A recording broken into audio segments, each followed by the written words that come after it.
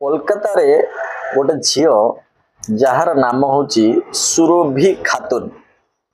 बयस पाखापाखि 26 हेब से पाठ पढ़ी एयर होस्टेस बनीगला आउ तार चाकरी लगिला एयर इंडिया रे आउ से मस्को कुनूर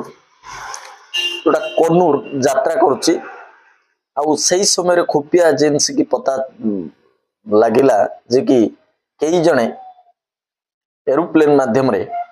सुना तस्करी करुच्ची पाखापाखि 1 केजी जते बेले समस्त को चेकिंग करागला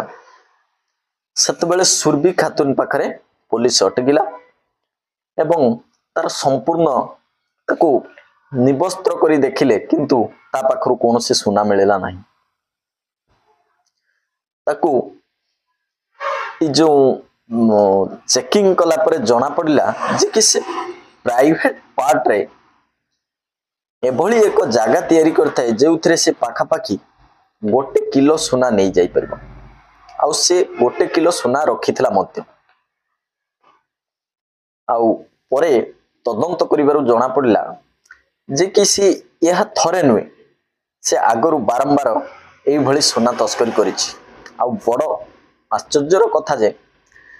मस्को कनूर पाखापाखि 2280 किलोमीटर रो यात्रा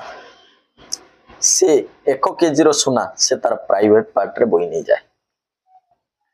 एभली नुआ नुआ वीडियो पाइबा चैनल को सब्सक्राइब करंतु। नमस्कार।